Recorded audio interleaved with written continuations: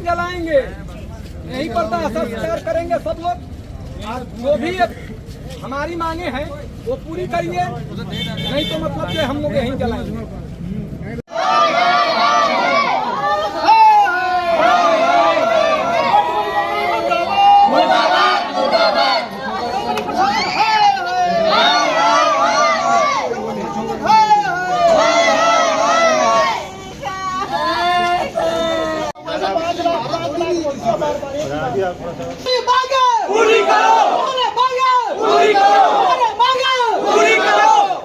मांग कोई नहीं है हमारी, हम इसका मुआवजा बोलते हैं जो कानून के मुताबिक देके नक्की करेंगे। बिल्कुल सही बात। और इसको इसकी घरवाली को हमें कुछ नहीं चाहिए, बिल्कुल सही। बीच में भी आने की जरूरत नहीं, इन लोगों ने बुलाया है, हम आए हैं, हमारा काम भी है। 5 लाख में सर जीवन खरीद रहे हैं, किसी का कि 5 लाख दे रहे हैं। बड़ी दुख की बात है कि हमें इस मौके पे आना पड़ा। बड़ी दुख की बात है कि हमें इस मौके पे आना पड़ा यहाँ पे। तो इनके काफ़ी जो आजू बाजू के लोग हैं वो पिछले 2 दिन से बोल रहे हैं कि 10 लाख रुपए देके मामला रफा दफा कर दो। तो हम तो रफा दफा करने वाले कौन होते हैं? इसके परिवार वाले व्यक्ति जो उचित बात होगी वही कर सकते हैं। बड़ी शर्म की बात है कि हमें अंदर एक सिद्धू जी है, सरदार जी, उन्होंने बुलाया तो पूरे एक नेता की तरह भाषण दे रहा था कि ऐसे करो, ऐसे करें। हमने 5 लाख रुपया इंश्योरेंस की तरफ से दे दिया है, 5 लाख रुपया हम अपनी तरफ से दे रहे हैं। तो मैं संधू साहब को बताना चाहता हूँ कि जो इंश्योरेंस का पैसा होता है आप अपनी तरफ से नहीं दे रहे, वो जो इंश्योरेंस कंपनी होती है वो देती है।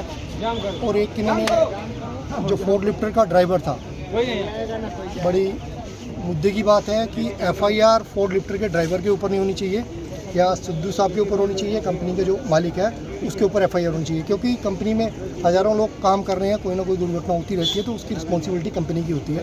और सिद्धू साहब ने प्रशासन के सामने, वहाँ पे अधिकारी बैठे हुए थे, उनके सामने अपने मुंह से बोला कि ये ठेकेदार का व्यक्ति है, हमारा व्यक्ति नहीं है। तो मैं चाहता हूँ कि सिद्धू साहब के ऊपर, इसके ऊपर भी कार्रवाई होनी चाहिए। सबसे पहले ठेकेदार किस चीज़ के लिए रखा गया है ये जानकारी लेनी चाहिए इनको कि वो क्या काम करेगा और वो किस तरह का काम कर रहा था। फोर्ड लिफ्टर के लिए ड्राइवर हो या ना हो, किस कैटेगरी में आते हैं, वो भी एक प्रश्न चिन्ह है इनका। और सबसे बड़ी इनका जो पूरी मैनेजमेंट है, मुझे नहीं लगता कि वो इंसान है, दरिंदे ही लग रहे हैं कि एक मरा हुआ व्यक्ति है, 3-4 दिन से घुमा रहे हैं। गरीब व्यक्ति की कोई नहीं सुनता। आपने देखा भी होगा, भविष्य में इसी तरह होगा कि जिसका पैसा है वही बोलते, या पैसे के सामने आपने पता होगा पड़ी हुई है डेड बॉडी, कोई इसके बारे में बोल सकता होगा। बड़ी शर्म की बात है कि इतना बड़ा औद्योगिक क्षेत्र है, प्रशासन के कितने अधिकारी हैं, किसी ने अभी तक ये नहीं पूछा कि यार कोई व्यक्ति गुजर गया है। यहाँ पे आते पता चलता है उनको एक लेबर ऑफिसर बैठा हुआ है, इस चीज़ के लिए बैठाया गया वो कि वहाँ पे इसी में बैठे चाय पानी पिए और चला जाए। सबसे पहले उसका फर्ज है कि व्यक्ति की डेथ हुई है, आए, इंक्वायरी करे, साथ के साथ कोई कार्रवाई करे तो बनता रहेगा। जब तक ये लड़ाई चलेगी हम मजदूरों के साथ हैं। जो इनके परिवार का निर्णय होगा वो अंतिम निर्णय है, हमारा कोई निर्णय नहीं है। जो उनका परिवार चाहेगा वही होगा। जब तक ये जो बोलेंगे हम उनके साथ हैं। देख सकते हैं कि प्रशासन के अधिकारियों को एक गरीब परिवार के साथ खड़ा होना चाहिए, ना कि इतने बड़े उद्योगपति को तो ज़रूरत ही नहीं है इनके। तो एक फ़ोन करने के साथ ही हज़ारों लोग आ जाएंगे। हम कुछ नहीं बोल सकते, भगवान से ही बोलते कि जैसी करनी वैसी करनी। जो इसके ऊपर राजनीति कर रहे हैं उनको भगवान उसी तरह का फल दे। ज़्यादा ना बोलते, मेरे पास शब्द ही नहीं है कि एक मरे हुए व्यक्ति के ऊपर हम क्या बोलें। धन्यवाद। कंपनी के दलालों को, कंपनी प्रबंधक कंपनी प्रबंधक वर्तमान कंपनी सिद्धू मर गया, सिद्धू मर गया, कंपनी प्रबंधक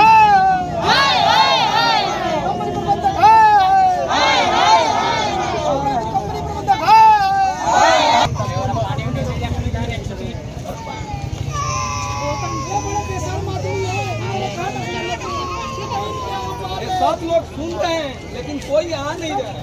कंपनी प्रबंधक कोई बोलता ही नहीं है।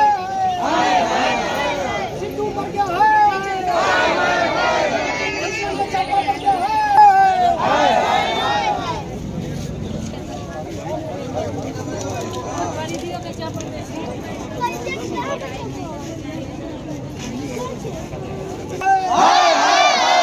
सिद्धू मर गया है, सिद्धू मर गया है।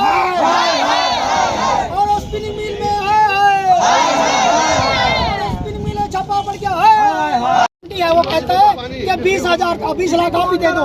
अरे हमने काम आपका करे और सब कुछ आपका करे, रात दिन मेहनत करे, तुमको पैसे जो रात दिन उसका प्रॉफिट कमाए, तुम लोग इनके ऊपर खाना खाए, तेरा मालिक खाना खाए और फिर पूछते हैं कि तुम पैसे दे दो। अरे हमारे लिए काम थोड़ी करता है, हम तो मजदूर हैं, मजदूरों के लिए काम करते हैं, इनके बच्चों के लिए सोचते हैं कि इनके बच्चों को जो है उनका हक मिलना चाहिए और ये लेबर इंस्पेक्टर लेबर अफसर को भी चाहिए कि इनके वायलेशन एक्ट के तहत इनका चालान किया जाए, क्योंकि आई कार्ड इनके पास नहीं है। इन्होंने पास बना रखे हैं, ऐसे अपने नंबर 2 वाले पास बना रखे हैं और दिखा करके जो है ये मौज मस्ती लूट रहे हैं। इनके ऊपर कोई लेबर इंस्पेक्टर नहीं आता, लेबर अफसर नहीं आता, कोई कमिश्नर नहीं आता है तो यही सौदाबाजी करके चला जाता है। तो मैं यही कहना चाहता हूँ कि इनको भगवान सद्बुद्धि दे और ये बुजुर्ग बैठा है उसको तो बेचारे को जो है सद्बुद्धि दे, क्योंकि वो सरदार है, सरदार होने के नाते मुझे लगता है वो सरदार के काबिल नहीं है, असरदार है। और गरीब आदमी की जो है फरलौज कराई है उसको तुरंत जो है उसको जो किया जाए।